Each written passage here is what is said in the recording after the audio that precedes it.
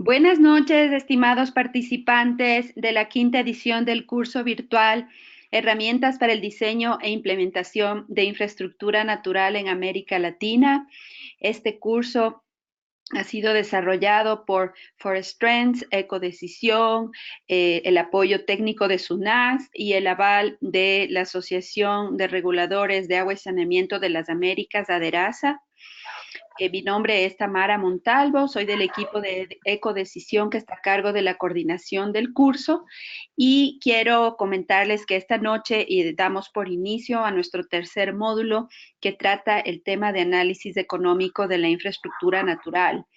En este webinar tenemos el equipo de FONAC que nos van a presentar el caso del retorno de la inversión para el Fondo de Agua de Quito, que además es un caso emblemático de un fondo de agua en la región, y contamos con su secretario técnico, Bert de Viebre, quien realizará la primera parte de la exposición de esta noche. Y después de Bert, contamos con Eric Ochoa, un economista experto en economía ambiental, quien igual va a presentar más información sobre el tema del retorno de la inversión. A las personas que se unen por primera vez en esta plataforma, quiero comentarles y darles consejo de cómo operarla, ¿no? Recuerden ustedes que para enviarnos sus preguntas, sus dudas o comentarios o si experimentan alguna dificultad en el manejo de la plataforma, pueden hacerlo a través de la opción de preguntas. Nosotros desde el equipo de moderación vamos a enviarles igual vía chat, vía las preguntas, las respuestas para resolver cualquier problema técnico. En cuanto a las preguntas de los expositores, las manejaremos después de que ellos dos hayan finalizado sus exposiciones y lo que les pediríamos de favor es que cuando envíen sus preguntas nos digan a quién se dirigen, si se dirigen a Bert o si se dirigen a Eric, ¿ya? Porque así es más fácil para nosotros también manejar esta parte de esta video conversación. En otro tema también recordarles que para nosotros es muy importante que aseguremos la conectividad en sus equipos. Entonces, tenemos dos sugerencias. La primera es que cierren cualquier ventana o cualquier programa que puede estar consumiendo ancho de banda en su internet. Y la segunda, para optimizar la calidad del sonido de la plataforma o desde sus equipos, les sugerimos que utilicen audífonos con micrófono porque eso, la verdad, nos asegura que funciona correctamente, ¿no? Yo igual estaré revisando el chat de nuestro curso. Gracias, Pamela, Guillermo, Elder, Fernando, Marta, por enviarme sus notas. Estaremos siempre pendientes también de lo que ustedes nos comentan a través del chat. Entonces, bueno, quisiera agradecerle a Bert y a Eric, agradecerles a los dos por estar aquí, y comentarles y agradecerle a Marta Echavarría, directora de Ecodecisión, quien también nos acompaña esta noche y va a realizar la moderación de las preguntas que ustedes envíen. Y con eso damos por iniciada esta sesión. Y Bert, estamos entonces listos compartiendo tu pantalla para empezar tu exposición. Adelante, por favor. Bueno, muy buenas noches. Gracias a Ecodecisión por la invitación de compartir y discutir con ustedes sobre esta experiencia que todavía es bastante nueva, ¿no? De un estudio de retorno a la inversión que hicimos en el FONAC, ¿no? Lo hemos hecho en dos momentos, ¿no? Yo voy a usar un poco de ejemplo de una primera experiencia piloto que hicimos en esta presentación, no para entrar en detalles sobre este piloto, sino para ilustrar un poco los principios de un estudio de ese tipo, ¿no? Luego Eric, desde la parte económica. Creo que está excelente realmente que lo podamos hacer entre los dos. Bueno, hicimos este estudio juntos, pero entre los dos también, porque no solamente hablo aquí como secretario técnico del FONAC, sino también soy el hidrólogo, ¿no? En este trabajo, digamos, en la presentación de este trabajo, y Eric es el economista. Y eso quiero enfatizar mucho desde el principio de que un estudio de ese tipo solamente puede ser exitoso si tiene bien puestas las dos partes, la parte ideológica y la parte económica. Si una de las dos está coja, esto no va a funcionar, ¿no? Eso lo vamos a ilustrar durante las presentaciones, ¿no? Eh, Muy brevemente, ¿qué somos qué es el FONAC, ¿no? El Fondo para la Protección de Agua de Quito, el fondo de agua más antiguo, creo que también el más grande hasta el momento. Ya tenemos 19 años, y trabajamos en el cuidado, protección y restauración de todas las zonas que abastecen de agua al Distrito Metropolitano de Quito. En este mapa, eh, en verde, las áreas prioritarias. El sistema de abastecimiento de agua para Quito está compuesto por una cantidad muy grande de captaciones, ¿no? Ustedes saben que Quito es una ciudad de altura y estamos captando de las montañas aún más altas alrededor de la ciudad el agua, ¿no? Antiguamente de los volcanes Pichincha, Atacazo, donde ustedes ven ahí una gran cantidad de puntos rojos, cada uno es una captación. La ciudad está aquí en esa parte intermedia y recientemente los sistemas más nuevos de captaciones están en la cordillera oriental, ¿no? Que separa los valles interandinos con la Amazonía. Eh, Todos, es un conjunto grande entonces de microcuencas que abastecen de agua a Quito. El ejemplo que vamos a dar primero en esta sesión es de una microcuenca en la parte occidental, ¿no? En la parte de los sistemas más antiguos, ¿no? FONAC, ¿qué hace? En general, manejamos eh, áreas propias, ¿no? 20.000 hectáreas que son propiedad de la empresa de agua potable o del mismo FONAC, y que son netamente compradas para que sean buenas fuentes de agua donde podemos implementar lo que nos parezca las mejores decisiones en cuanto a su rol como fuente de agua. Pero por supuesto hay muchísimas otras áreas fuera de estas 20.000 eh, que son importantes como de fuente de agua y donde hay que llegar a acuerdos con otros propietarios, ¿no? Privados o con comunidades, eh, donde principalmente la estrategia es llegar a acuerdos de conservación. Eh, Acuerdos de conservación donde se restringen ciertos usos y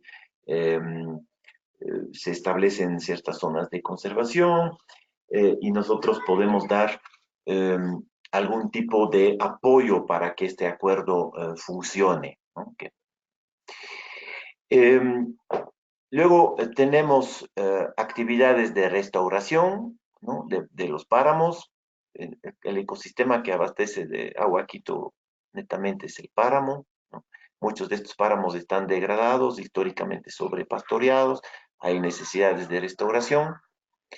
Em, Tenemos el programa de gestión del agua que genera toda la información relevante para la toma de decisiones, decisiones nuestras y también decisiones de otros actores. Generamos bastante información para los otros actores en las cuencas también. Tenemos el programa de educación ambiental y tenemos la iniciativa de la estación científica donde eh, apoyamos conjuntamente con la empresa de agua potable eh, todo tipo de investigación relevante para el manejo y recuperación de los páramos. Y finalmente, invertimos bastante en monitoreo de impacto y eso va a ser clave para que se pueda generar la información que habla de los beneficios, que da la evidencia de lo que estamos logrando con nuestras acciones en términos de calidad y cantidad de agua, información indispensable también para el tipo de estudio del que estamos hablando aquí, retorno a la inversión. Cuando vamos a poner en la ecuación más tarde la ecuación beneficios versus costos, los costos van a ser los costos, lo que cuesta todas estas acciones, ¿no?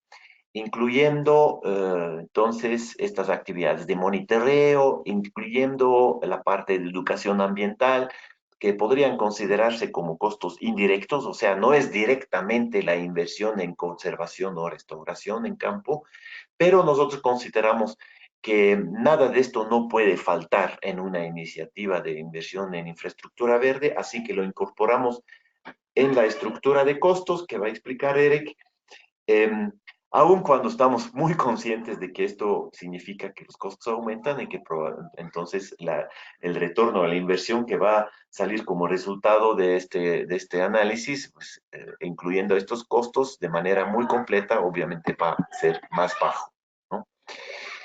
El monitoreo de impacto, insisto, es clave y creo que para muchísimas iniciativas esto va a ser el reto más grande para poder hacer un estudio de retorno a la inversión confiable, sincero, es tener información fehaciente sobre la relación entre los beneficios en calidad de agua que se obtiene y la intervención que se está haciendo, ¿no? Un ejemplo rapidísimo, aquí estamos entonces con esta microcuenca en la cordillera occidental que fue objeto del primer esfuerzo de estudio de retorno a la inversión. Entonces, ¿qué hacemos en grandes rasgos? Estudiamos esta cuenca, establecemos tendencias de recuperación o de degradación en esta microcuenca. Esto va a ser importante para establecer los diferentes escenarios futuros, ¿no? Escenarios con la intervención de FONAC y escenarios sin la intervención del FONAC. Y por otro lado, establecemos todo el portafolio de intervenciones que creemos necesario para intervenir en esta cuenca de una manera integral, ¿no?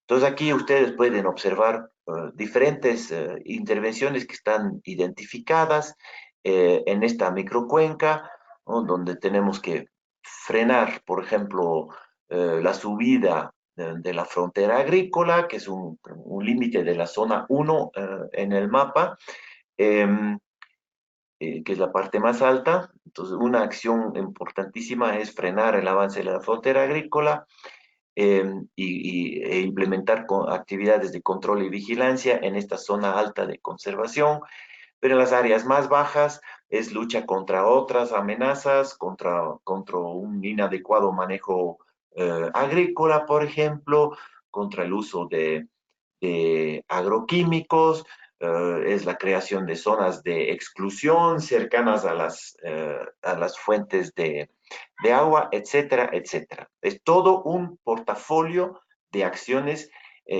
cuya identificación va a ser obviamente un insumo clave para luego calcular los costos de todo este portafolio, ¿no? Vamos a establecer entonces escenarios, ¿no? Tenemos, en este ejemplo, pues, teníamos una línea base, ¿no? De varios años, ¿no? En base a la cual establecimos una línea base en que no es una situación fija, sino en la línea base establece la tendencia de los cambios, ¿no? Eh, Luego se establece un escenario ideal, ¿no? Que es con el que con la intervención del FONAC, en 20 años lo establecimos, se eliminan todas las amenazas, ¿no? Se para el avance de la frontera agrícola, ¿eh? Eh, y el escenario sin el FONAC, en el cual las tendencias negativas establecidas a través del periodo línea base se mantienen, ¿no? Es importante que en este caso al menos, pero yo creo que va a ser en la mayor parte de los beneficios están en la degradación evitada, ¿no? No es tan fácil que obtenemos beneficios directos, ¿no? Un aumento eh, en, eh, en cantidad de agua, en cantidad de agua, por ejemplo, ¿no? La mayor parte del beneficio está en haber evitado una tendencia negativa en cantidad de agua. Estos temas son clave, pero les estoy planteando, nada más dejando sobre la mesa y vamos a volver, Eric va a volver sobre esos temas y también en la siguiente sesión vamos a volver sobre esos temas, ¿no? Luego, aplicamos herramientas, ¿no? Que van a cuantificar cuáles son los cambios en cantidad de agua y los cambios en calidad de agua que se van a dar con estas diferentes intervenciones del portafolio que hemos establecido, ¿no? Para eso hizo falta la implementación de herramientas de modelización, ¿no? Eh, y vamos a revisar de que quizás una de las cosas más importantes aquí es que son herramientas que han tenido que mirar también parámetros no tan tradicionales, ¿no?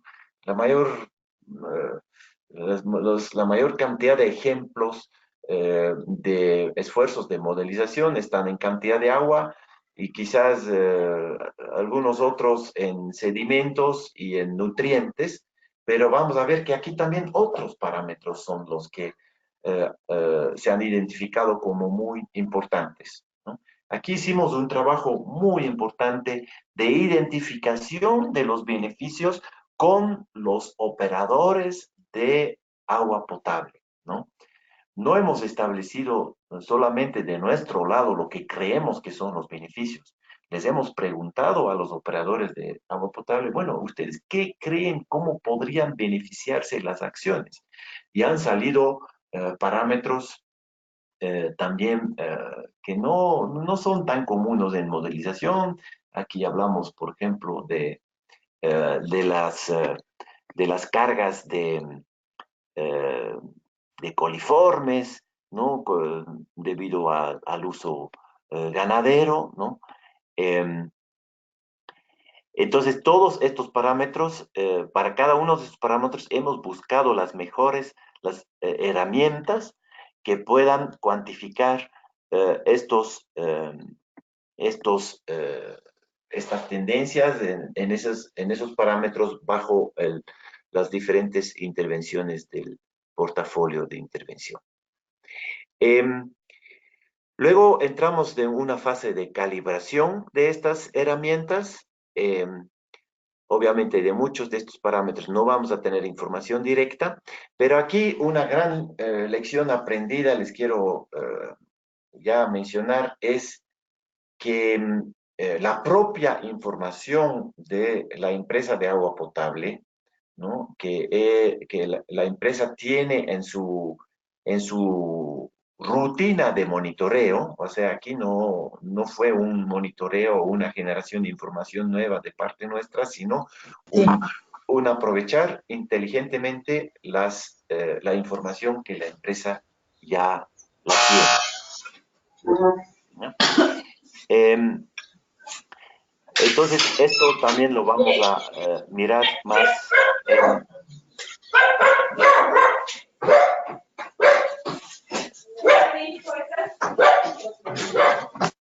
Por favor, el señor Ramos, si puede cerrar su micrófono.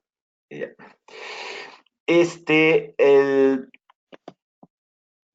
Entonces, aquí tenemos para varios parámetros, ¿no? Tenemos aquí en este caso, en pantalla, en este momento, los cambios modelados en cantidad de agua, ¿no? Donde, por ejemplo, podemos observar, ¿no? En verde, el escenario ideal, o sea, con la implementación de todo el portafolio de intervenciones, y el negro, el actual, con poca diferencia entre el verde y el negro. Ustedes observan, entonces no vamos a conseguir un cambio significativo en cantidad de agua con todo este portafolio de intervenciones. Pero si no intervenimos, tenemos una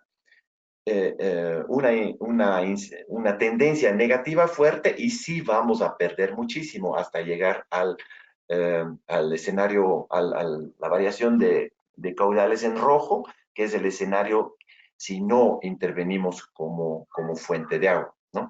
Esto es para ilustrar, en este caso del parámetro cantidad de agua, de que el mayor beneficio está en el daño evitado y no está en un beneficio directamente, un aumento de cantidad de agua, ¿no?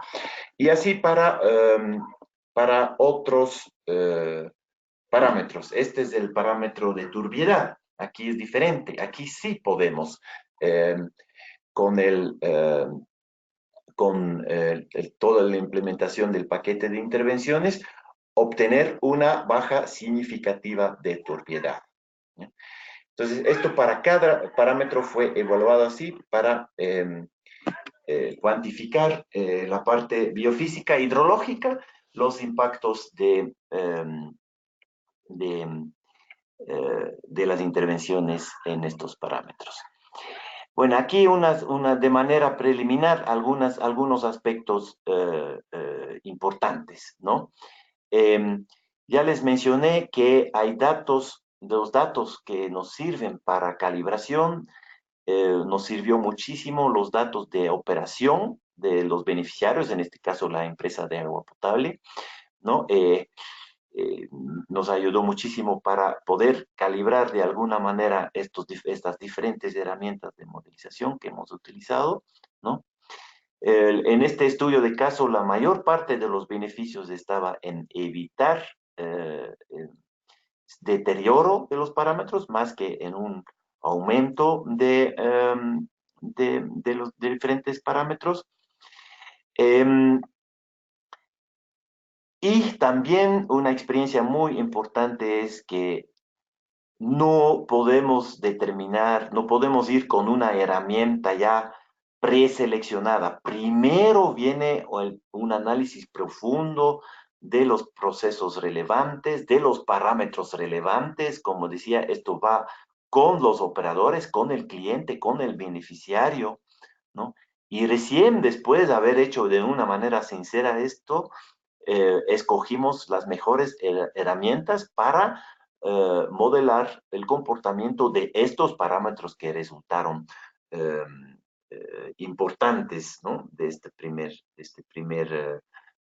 la identificación de los beneficios, ¿no? Yo creo que es un error demasiado común, que ya vamos con la herramienta hecha, ya vamos predeterminados que con cuáles son los parámetros que importan, ¿no? Y no tenemos ojos para durante el proceso darnos cuenta de que ha habido otras cosas, ¿no? Que no nos imaginábamos y para lo cual probablemente no tenemos las herramientas adecuadas eh, a la mano, ¿no? Esto como una introducción. Vamos a seguir profundizando en las próximas charlas. Muchas gracias, Bert. Como siempre, todo el caso de FONAG es muy interesante. Te agradezco mucho por esta exposición y ahora quisiera, pasar a compartir la pantalla de Eric, darle la bienvenida. Eric Ochoa es, como mencionó Bert, él es parte del equipo que realizó el estudio del retorno de la inversión para el FONAC. Entonces, Eric es economista y quisiera ahora, Eric, darte la bienvenida y pasar a que compartas tu pantalla con la audiencia e iniciar tu exposición. Adelante, Eric. Estamos ya viendo tu pantalla. Muchas gracias, Tamara. Muchas gracias a todos por asistir. A ver, muchas gracias por la introducción. Bien, em, para nosotros es importante entender qué es la valoración económica, cómo hicimos la valoración económica en este estudio. Pues para nosotros lo importante era definir los beneficios hídricos fruto de las intervenciones del FONAC y traducir esos beneficios hídricos en beneficios económicos.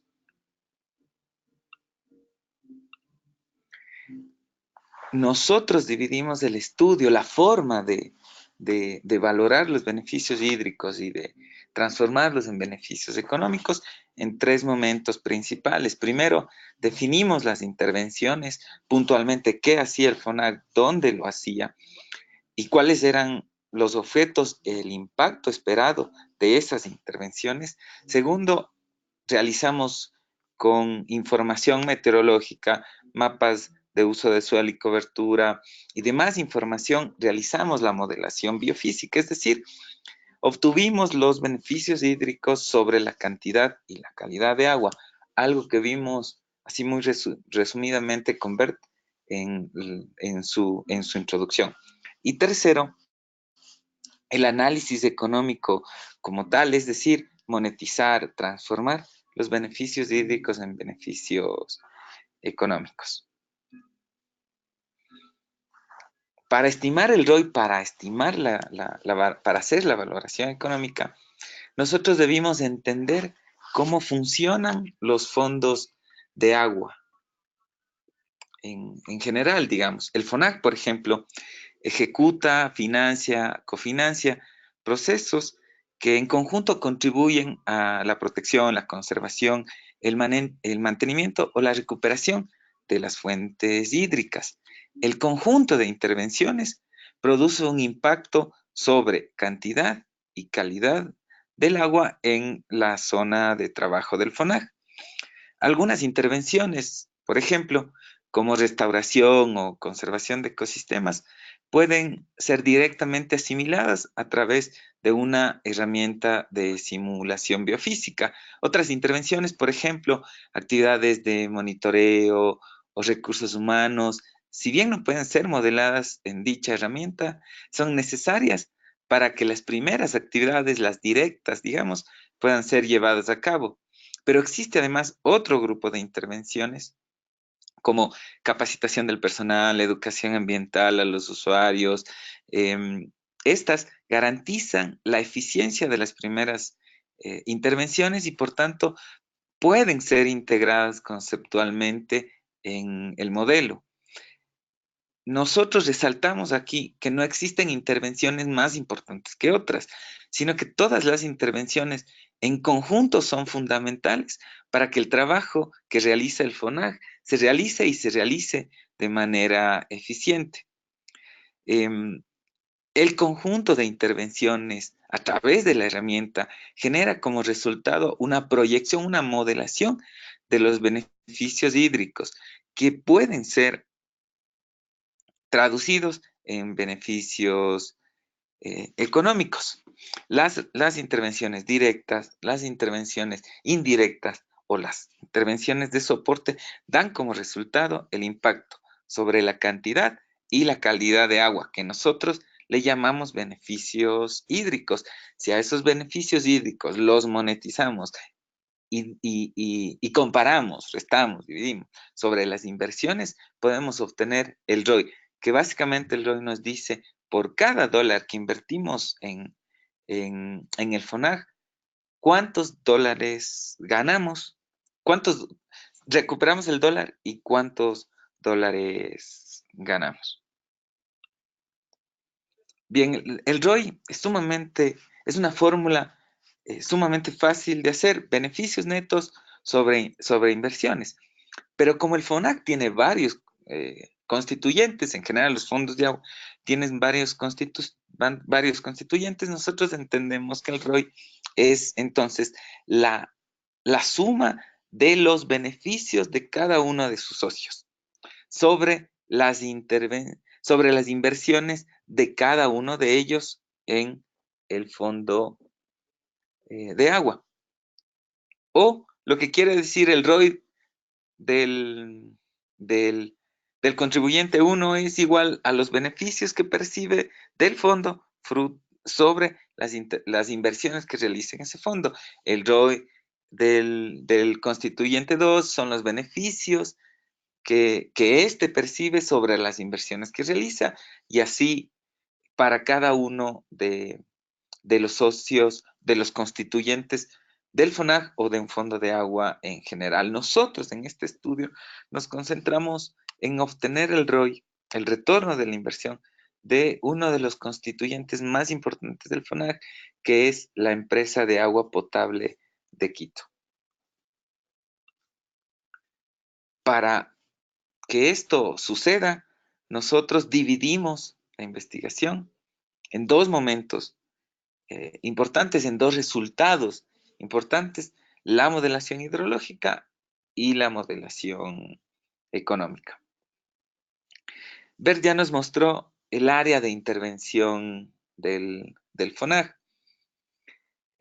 A esta área de intervención nosotros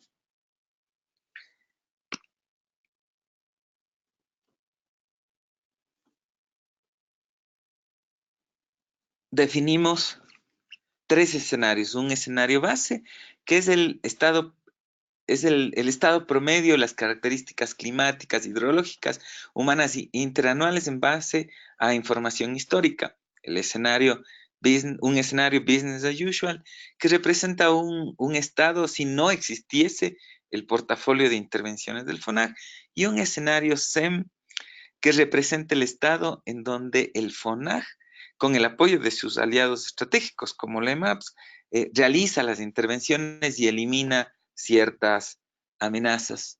Creo que sí estamos con tiempo para poder ver cómo Sí, estos Erika. escenarios, Ujú. cómo estos Adelante. escenarios se generan. Tenemos en el eje X la variable cantidad o calidad de agua indistintamente, y en el eje Y el tiempo. Y tenemos, digamos, un primer momento en el tiempo donde tenemos un dato sobre la variable calidad o cantidad de agua, lo que vendría a ser la línea base. Para un momento 2, nosotros en el escenario business as usual tendríamos un desempeño de esta variable menor. Supongamos que la variable es cantidad de agua. Después, sin intervenir en el territorio, tuviésemos esa misma variable en un T2 en una menor cantidad, digamos, menor cantidad de agua. En un escenario SEM tendríamos un mejor desempeño de esa variable, que en el caso del gráfico lo veríamos en el punto C. Este mejor desempeño es fruto de las intervenciones que se realizan. Pero claro, este desempeño podría ser igual, podría ser, digamos, menor al de la línea base como el punto C, podría ser igual al de la línea base como el punto P, o podría ser mejor que la línea base como el punto R. Cualquiera de los puntos C, P o R sería un resultado de las intervenciones que realiza el FONAG. Por supuesto que este desempeño proyectado, debido a la incertidumbre, no cae en un solo punto, sino podría tener varios valores. Un intervalo de confianza sobre el cual la variable en el tiempo podría encontrarse. Por supuesto que en el caso del escenario SEM, es decir, con intervenciones del FONAG, también podría estar en el punto C con su intervalo de confianza, en el punto P o en el punto R. En términos de costos, como vemos en el eje, en el gráfico de la parte derecha, un aumento, digamos, una disminución de la calidad implicaría un aumento en los costos. o un aumento, o si una disminución, perdón, de la cantidad, también implicaría un aumento de los costos, pues a pesar de haber menos materia prima para transformar, digamos, por ejemplo, en una planta de tratamiento, como en este caso las plantas de tratamiento de LEMAPS, podríamos necesitar invertir en nuevas captaciones, en nuevas fuentes o en infraestructura para cubrir la demanda.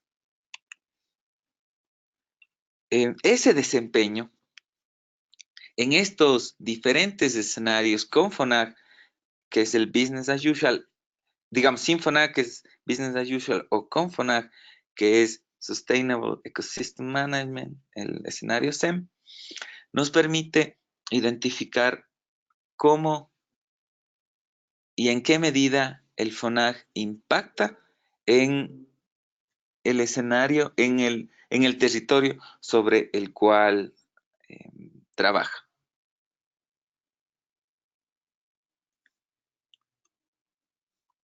Para realizar esta definición de los escenarios y encontrar los resultados en cada uno, para este estudio utilizamos el SWOT, que es un modelo desarrollado por la Universidad de Texas en Estados Unidos. El modelo divide una cuenca de estudio en subcuencas y en base a información como tipos de suelo, cobertura del suelo, topografía o pendientes, determina unidades de respuesta hidrológica diferentes.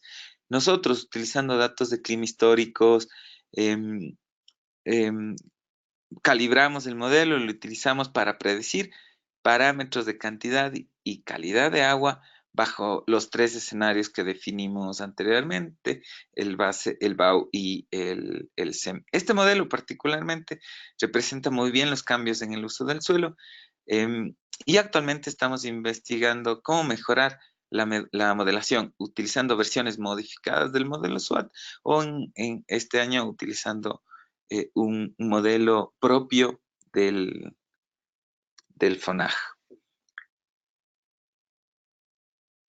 Los resultados que obtuvimos de la modelación hidrológica ya los mostró ver en su introducción también en el piloto que realizamos en el 2017, pues los resultados nos muestran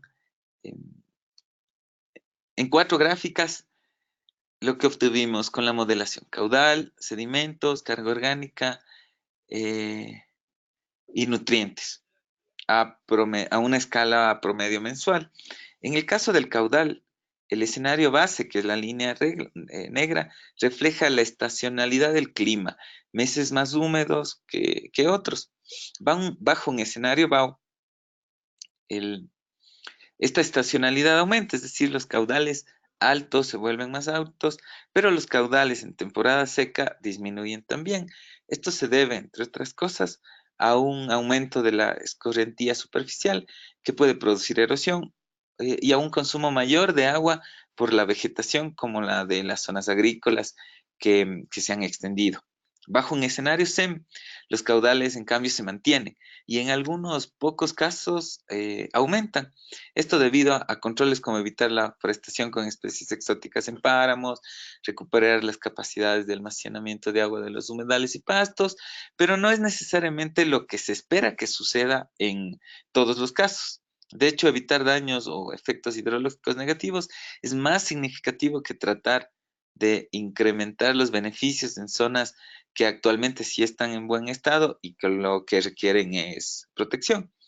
En el caso de la calidad de agua, como sedimentos o nutrientes, se estima que la carga de compuestos aumentaría importantemente en un escenario BAU. Esto debido a la mayor escorrentía superficial que arrastra sedimentos, que lava los suelos o que aumenta la estacionalidad de la carga de los compuestos. Asimismo, la agricultura con el uso de fertilizantes, por ejemplo, puede aumentar la carga de nutrientes en las fuentes de agua, que luego pueden ser difíciles de remover en la fase de tratamiento del agua.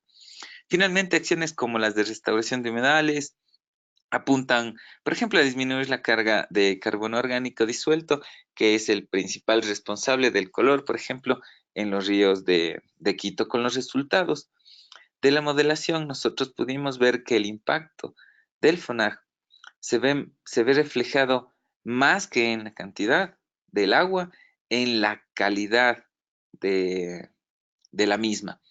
Y eso es sumamente importante resaltar porque esa mejora en la calidad, nosotros debimos traducirla en términos económicos. Es decir, si la calidad del agua se mejora, ¿cuánto eso repercute en términos de costos en cada una de las 20 plantas de tratamiento que tiene la empresa de agua potable de Quito? ¿Cómo hicimos ese proceso? Y que lo vamos a ver con detalle en el próximo webinar. Pues lo hicimos con 6 pasos fundamentales. Primero, estimamos el costo de convertir cierta cantidad y calidad de agua cruda en agua potable en los dos escenarios, tanto en SEM como en BAU, es decir, tanto con FONAG cuanto sin FONAG. Proyectamos los ingresos que iba a tener la empresa de agua potable fruto de la venta de esa agua. Asimismo, para el escenario SEM y para el escenario BAU. Luego obtuvimos los beneficios brutos en cada uno de los escenarios. Los beneficios brutos son resultado de la diferencia entre los ingresos que va a percibir y los costos de convertir agua cruda en agua potable, asimismo para cada uno de los escenarios. Estimamos la inversión necesaria para obtener los beneficios hídricos. En el caso del escenario SEM, es cuánto el FONAG ha invertido y va a invertir en cierto periodo de tiempo para obtener esos beneficios hídricos. Y en el caso del escenario BAU, no hay inversiones, puesto que asumimos que no hay intervenciones del FONAG. Quinto, calculamos los beneficios netos, que es los beneficios brutos sobre la inversión. Y finalmente, aplicamos la fórmula del ROI. En términos generales, lo vamos a ver, más bien en términos detallados, vamos a ver este proceso, cómo un mayor caudal, cómo una mejor calidad en términos de sedimentos, carga orgánica de nitrógeno, carga orgánica de fósforo, pudimos convertir en costos, en ingresos y en beneficios. ¿Y cuánto de cada dólar que se invierte en el FONAG se recupera y cuánto de cada dólar que se invierte se gana? Hasta aquí este webinar. No sé si tengamos algunas preguntas que queramos trabajarlas ahora. Ahí dejo abierto la discusión. Muchas gracias, Eric. Gracias, Bert. Creo que han dado una explicación muy clara que nos permite pasar de esa primera discusión que han tenido los asistentes al curso de lo que son las inversiones, las intervenciones de infraestructura natural. Ellos han tenido que pensar en qué intervenciones están en cursos en sus cuencas y luego pensar en posibles intervenciones que ellos quisieran o consideran por la lectura podrían ser aplicables a sus microcuencas o subcuencas o hasta cuencas. Tenemos diferentes escalas. Y entonces es verdaderamente excelente poder ahora pensar, ok, de lo que aprendieron sobre esos beneficios hídricos, ¿cómo los monetizamos? Entonces, gracias, Eric, por esa explicación tan clara que complementa muy bien con lo expuesto por Bert. Yo quería comenzar con una pregunta para fomentar la discusión y es que nos comenten cómo ven ustedes el proceso de selección de los parámetros. Bert enfatizó de que la identificación de los beneficios se hizo con los operadores y me encantaría si podrían resaltar otros parámetros que les sorprendieron a ustedes, tal vez que no se han utilizado todavía o que los pensaron. Mencionaste, Bert, la carga de coliformes, pero habrá otras cosas que surgieron. Coméntanos, Bert, y luego tal vez si quiere comentar Eric. Muy bien, muy pertinente, ¿no? Bueno, yo hablando ahí netamente de esta experiencia personal, creo que teníamos un buen nivel de conciencia de lo importante que era trabajar muy intensivamente con el beneficiario, en este caso con la empresa de agua potable, eh, para la identificación de los beneficios, ¿no? Aún así, aún así, eh, nos llevamos algunas novedades importantes y sorpresas, eh, y también, ya lo vamos a ver seguramente la próxima semana, sorpresas también en qué mejoras en cantidad o en calidad de agua son las que más contribuyen a un buen retorno a la inversión, a cifras positivas en cuanto a retorno a la inversión. Entonces, no se puede nunca enfatizar lo suficiente lo importante que es esta parte, ¿no?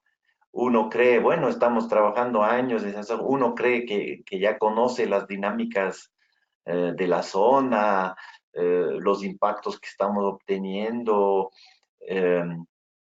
pero siempre el diálogo profundo y el análisis conjunto con el beneficiario nos va a dar otras luces más, ¿no? Un ejemplo, desde el FONAC, nuestro trabajo sí, siempre pensamos, vamos a mejorar la regulación hídrica, ¿no es cierto? Con nuestras acciones vamos a mejorar los caudales en sequía y vamos a disminuir cargas de nutrientes cuando bajamos niveles o intensidad de ganadería, por ejemplo. Pero ¿quién hubiera pensado que también teníamos un impacto importante en el color? En color de agua, o sea, un parámetro que a la empresa de agua potable le está dando inconvenientes de vez en cuando, y, pero de una manera tan, no todo el tiempo, de vez en cuando, pero con unos niveles súper importantes, porque cuando excede el color simplemente dejan de captar el uso. O sea, estas situaciones que son no lineales, que son de 0 o 1, o sea, si yo recibo un agua que pasa sin ciertos parámetros pasa de cierto umbral, simplemente dejo de usarla, no puedo usarla. Estas situaciones son las que más impacto van a tener eh, en el resultado final del ROI, ¿no? Porque el beneficio de repente se vuelve muy grande, ¿no? Cuando un parámetro, no sé, una cantidad aumenta en 5%, ok, entonces el beneficio más o menos será el 5% tal vez, ¿no? Pero cuando en otro parámetro este 5% de aumento o este cambio significa que ya no puedo usar el agua, el beneficio de repente va a ser desproporcionadamente alto. Entonces, solo para ilustrar la importancia que tiene esta parte del ejercicio, sí.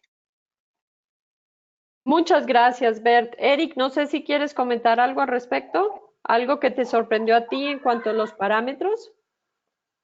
Solo mencionar que es importantísimo que conozcamos cuáles son esos indicadores, esas variables que le interesan, por ejemplo, en este caso, a la empresa de agua potable.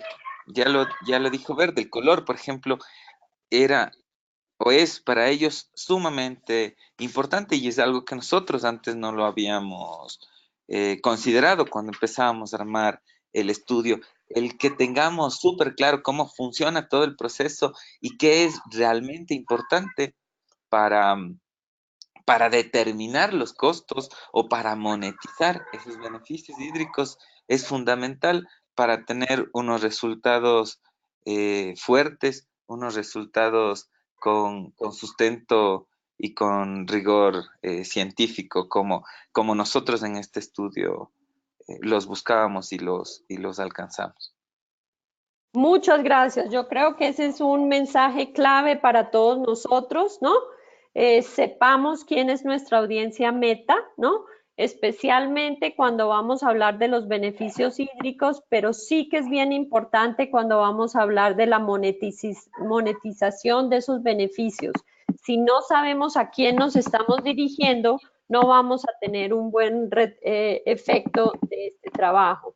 Entonces, conocer nuestra audiencia es súper importante y enfocar esa valoración económica hacia esa audiencia meta. Ahora, a unas preguntas específicas metodológicas que me parece interesante. Pamela Castro nos pregunta, ¿cómo lograron establecer la línea base? ¿Cuántos años? ¿Por qué la definieron? Me parece interesante otra vez. Comencemos contigo, Bert, y luego que complemente Eric. ¿Cómo es ese proceso de tener una línea base que es un poco el punto de partida en cualquier, creo que valoración hídrica y posteriormente económica? Ya, excelente pregunta también.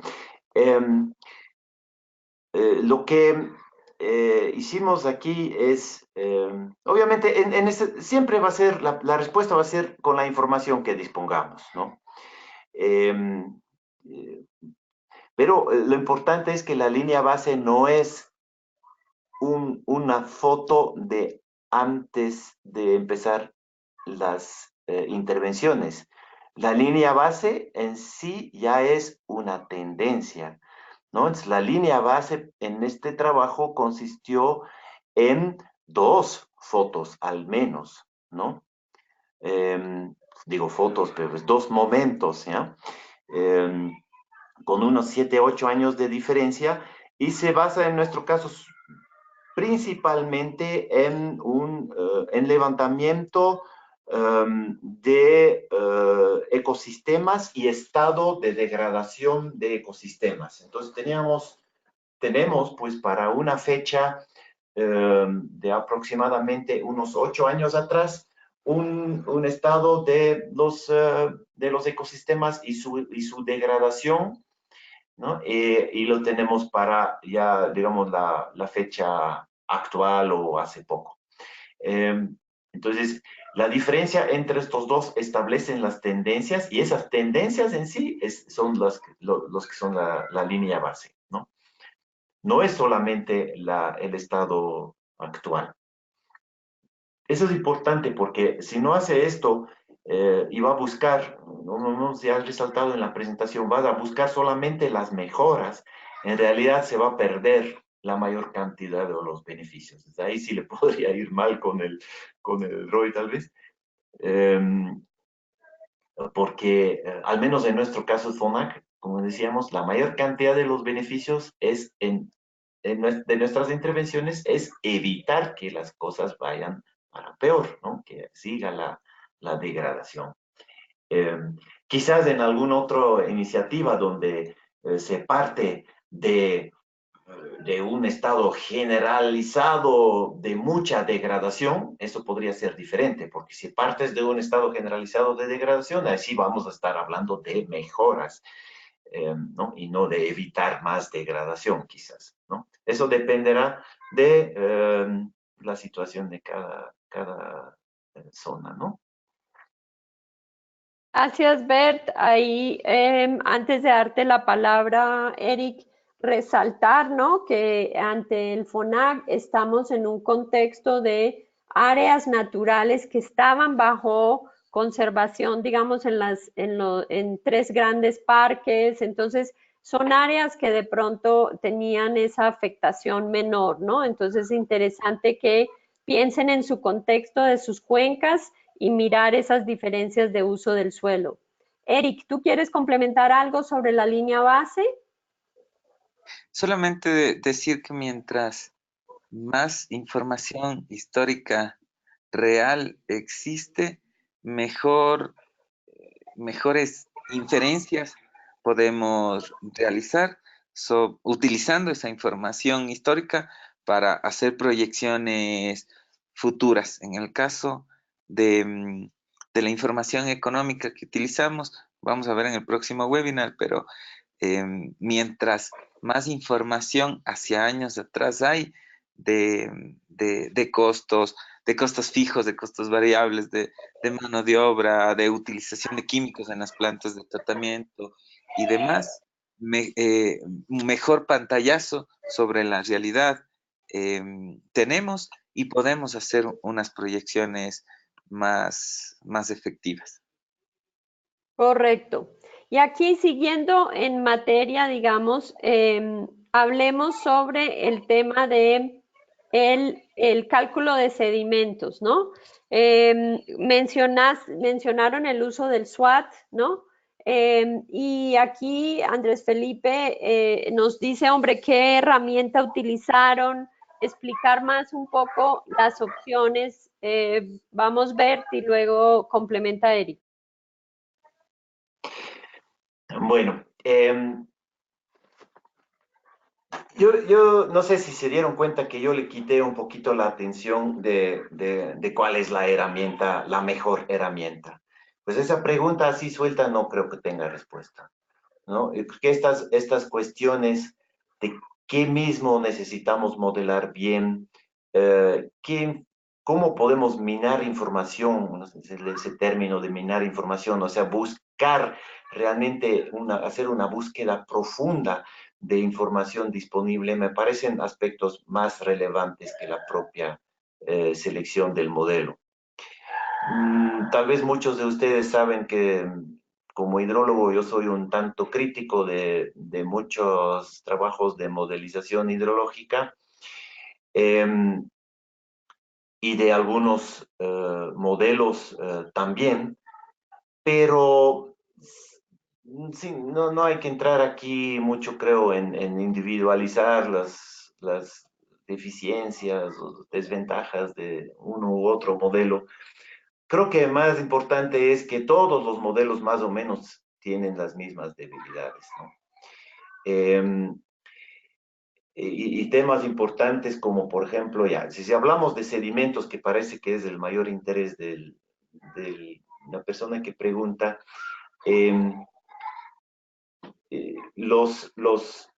lo importante es un buen entendimiento del proceso de origen de estos sedimentos, ¿no? Estamos hablando de unos sedimentos que provienen de movimientos de masa, por ejemplo, que es muchísimas veces el caso en nuestros Andes, en toda la zona andina.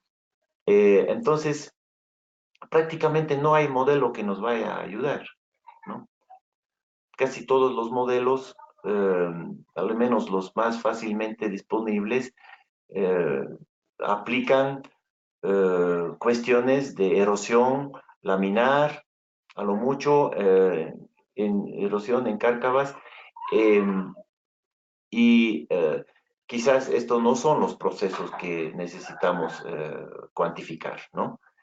Y no hace falta entrar ahí en que es este modelo el bueno o este modelo el bueno. Lo importante es que vean bien qué son los procesos que son realmente los relevantes, ¿no? Y es también probable, y obviamente es un problema, de que llegamos a definir que es un proceso, ¿no?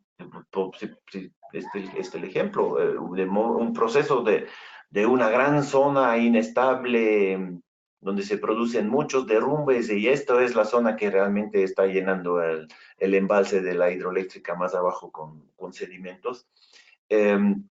Es probable que lleguemos a concluir que no hay una buena herramienta disponible, ¿no? Y obviamente ese es un problema para ese tipo de trabajo. Aquí un llamado a ser creativo e inventivo, ¿no? De buscar por todos los medios informaciones, que nos pueden ayudar a cuantificar, ¿no? No siempre hacer un modelo también, ¿no?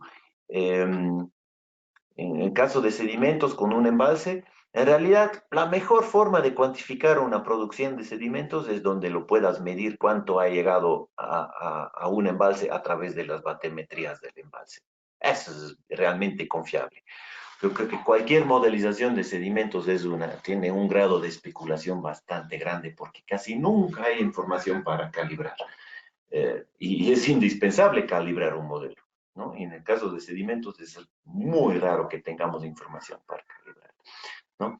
Entonces hay otras fuentes de información, en este caso la batimetrías del embalse, en el caso que presentamos ya hemos mencionado la información que tiene la empresa de agua potable, ¿no? Por ejemplo, es estándar que una empresa de agua potable, un acueducto en Colombia, un EPS en Perú, tenga información de turbidez del agua cruda, o el agua que está entrando a su planta de tratamiento. Eso lo tienen todos. ¿Ya? Entonces es un muy buen indicador para sedimentos, ¿no? Entonces, ir a buscar esa información y realmente buscar a fondo hasta qué punto le sirve para entender bien los procesos y en el mejor caso calibrar el modelo. Excelente, creo que el mensaje está claro. Eric, ¿algún comentario sobre esa experiencia con sedimentos? Solo mencionar lo que dijo Bert, digamos, no hay un modelo perfecto.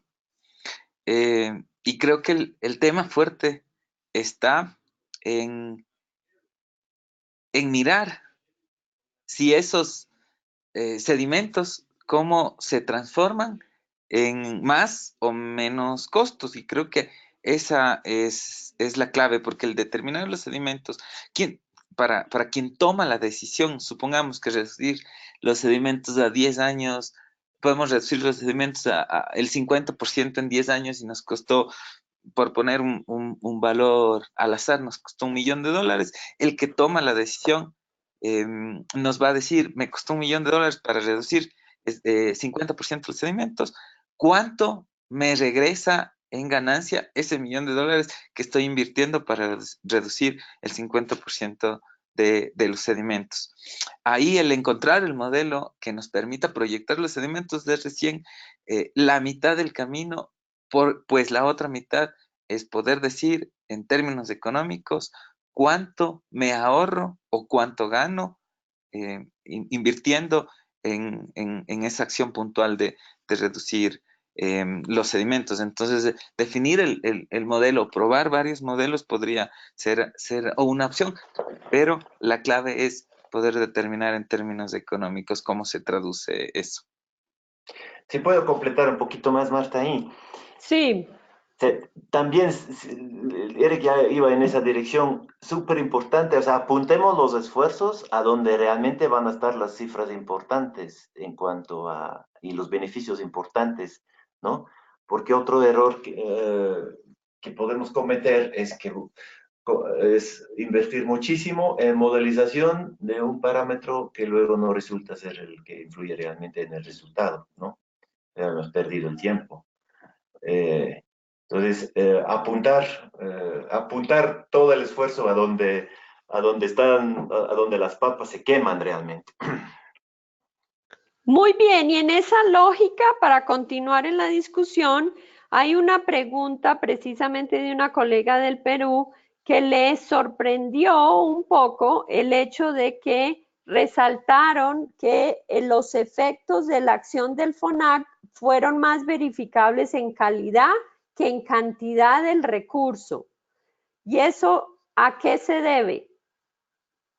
Bueno, vamos a matizar un poquito esa conclusión en la próxima sesión. Les adelanto un poquito ahí de que cuantitativamente hay mayores variación en los beneficios aparentemente varían más en calidad que en cantidad, pero al traducir luego esto a dólares, con el impacto económico, otra vez cambia un poquito el tema, porque una pequeña variación en cantidad puede tener un gran beneficio económico y a veces una gran variación en calidad no tiene un beneficio tan grande, ¿no? Eso lo vamos a ver un poco más adelante, pero lo que en este momento le puedo, tal vez sobre todo el portafolio de intervenciones del FONAC, sí, la mayor parte es conservación de áreas que están en un estado relativamente bueno. Y significa entonces que el beneficio ahí es el deterioro evitado, ¿no? Con la excepción que tal vez la persona ha tenido la oportunidad de conocer las áreas más degradadas que manejamos, por ejemplo, el área de la Antisana, que es el área que típicamente se visita, ahí sí estamos partiendo de una situación de degradación muy fuerte y en este caso sí existe un beneficio de mejora, ¿no? En tanto en cantidad como en calidad de agua. Entonces ahí no es tanto sobre deterioro evitado. Pero Muchas no es lo más gracias. común. Correcto. Entonces, siguiendo en esa línea, y aquí, Eric, para ti, me gustaría que entremos entonces, alguien pregunta, ¿sería posible analizar ese retorno de la inversión? ¿Cómo se aplicaría a la población de la zona de influencia? ¿Podríamos cuantificar la mejora en agricultura y ganadería? Por supuesto que habría cómo cuantificarla. Nosotros nos centramos en este estudio en esa mejora en la cantidad y en la calidad, cómo repercute en términos de costos de tratamiento de agua y después en términos de beneficios. Pero porque nuestro objetivo era la empresa de agua potable. Era determinar el impacto económico en la empresa de agua potable, pero si hubiese sido determinar el impacto, por ejemplo, en los agricultores de la zona, como va la pregunta, hubiésemos tenido que recolectar información económica en torno a ellos y proyectar y modelar esa información económica para ellos. En este caso nos centramos en la empresa de agua potable, por eso los resultados que vamos a ver en el próximo webinar. Correcto, entonces esto también para René Farías, que hace un comentario, efectivamente la importancia de tener muy claro a quién nos estamos dirigiendo con el estudio y el trabajo, digamos, que tiene que ver con tomas de decisiones, que para eso queremos monetizar los beneficios. Hay dos preguntas específicas y en esto voy por el tema del tiempo, voy a dirigirme a ellas. Y creo que en las otras ya podemos regresar a algunos de estos preguntas en el próximo webinar. Pero quería que Bert comentara dos tipos de intervención que tú resaltaste que llamaron la atención para algunos de los participantes. Uno es el hecho de que FONAC maneja tierras propias, ¿no? El tema de adquisición de tierras como medida de intervención, como intervención, me gustaría que lo comentes, como también los acuerdos de conservación, ¿no? Quiero garantizar que todos los estudiantes vuelvan a tener sus listas, ¿no? Lo que han visto son intervenciones que se dan en diferentes contextos. Estos dos tipos de intervención también es bueno mirar su viabilidad o no en diferentes contextos. Ya, de acuerdo. Sí, siempre muy importante, como indica Marta también, de que el portafolio de intervenciones es diverso. No hay una receta que nos soluciona todo el territorio. Y si nosotros entramos con una intervención en una zona o con otra intervención en otra zona, es después de considerar muchas opciones, ¿no? Entonces sí existe un cierto segmento de nuestra área de intervención donde hemos llegado a la conclusión de que la compra es una buena opción, ¿no? Estoy plenamente consciente de que esto para muchas otras áreas no aplica, y asimismo es dentro de nuestra zona de intervención, siempre será una parte muy pequeña, ¿no? 20.000 hectáreas es bastante, pero sigue siendo un porcentaje muy bajo de todo el área de intervención. Eh, las condiciones que han hecho posible de que es una buena alternativa es, primero, la tenencia de la tierra, ¿no? Hay unas áreas que son de propietarios muy grandes, históricamente, donde la generación actual de propietarios no tiene un interés tan grande y no tiene una productividad tan grande, lo que hace que haya esa voluntad de vender, porque no estamos compitiendo con un uso actual muy lucrativo, ¿no? Pero lo más importante es la tenencia de la tierra, propietarios privados grandes. Nosotros también tenemos otra inmensidad de áreas de nuestras zonas donde es completamente diferente, donde estamos hablando de monifundios o de propiedad de comunidades, y está fuera de toda posibilidad de entrar con una estrategia de adquisición ahí, ¿no?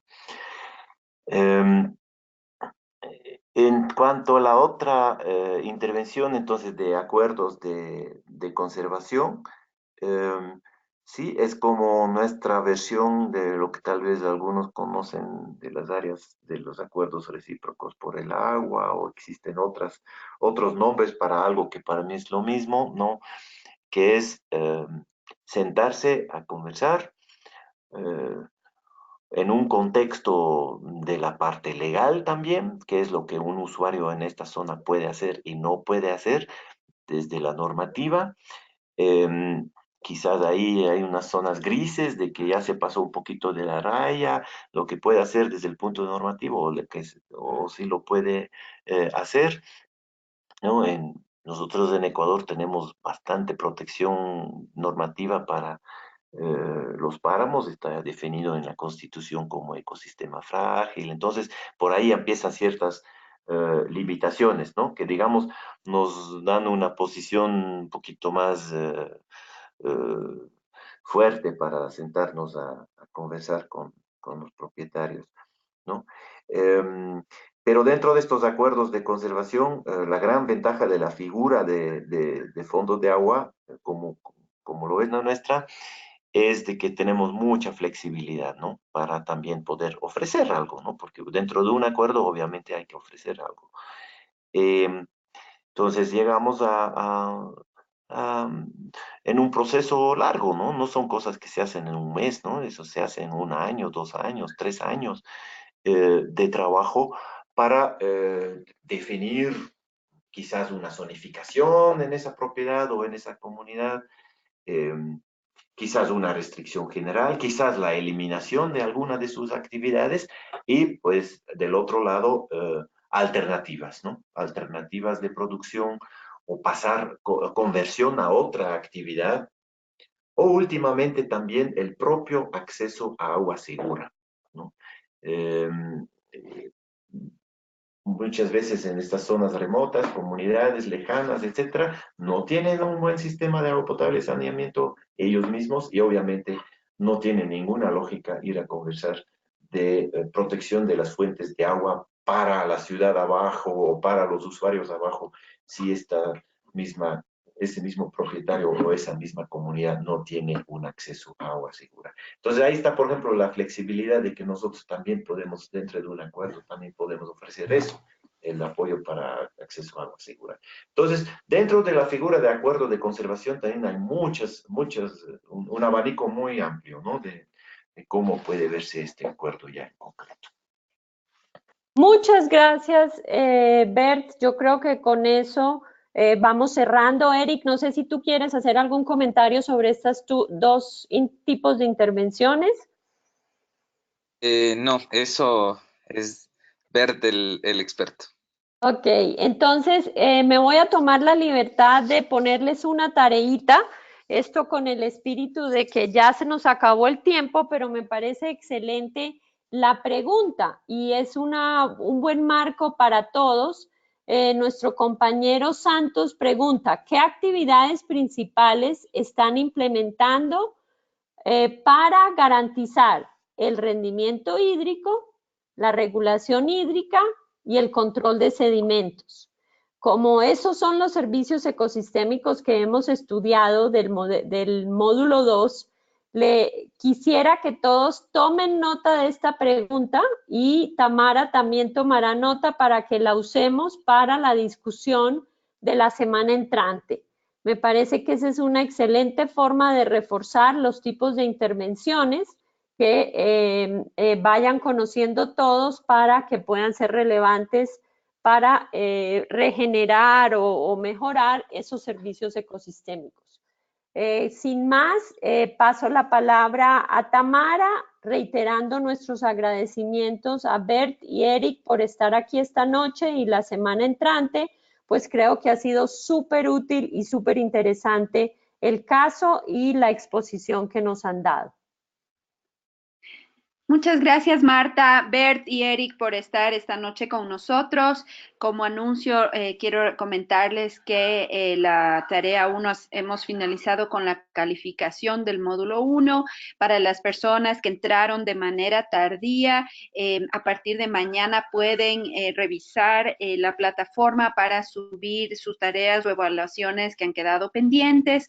Y recuerden también que si no lograron participar en webinars anteriores, y quieren mejorar la nota del webinar, ustedes pueden enviar el webinar al que no asistieron por correo electrónico y se calificará para poder tener una calificación en esa actividad. Les recuerdo que entonces nos vemos el próximo martes a las 7 p.m. y estaremos con este equipo conversando sobre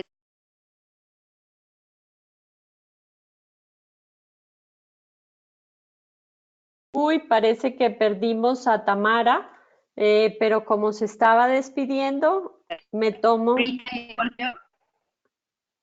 Tamara, ¿volviste? Yo aplasté, perdón, en el panel. Entonces, nada, pues les agradezco a todos por estar esta noche con nosotros y nos vemos la próxima semana. Estamos también pendientes en el chat de sus dudas y sugerencias sobre el curso. Hasta una próxima, hasta luego.